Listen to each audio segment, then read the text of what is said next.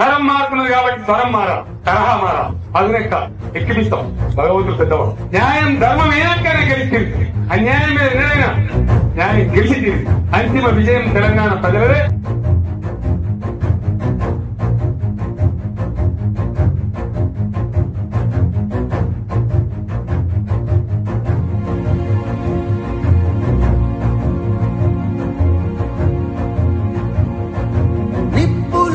శ్వాసగా గుండెలో ఆశగా తరతరాల ఎదురు చూపులో రాజ్యమా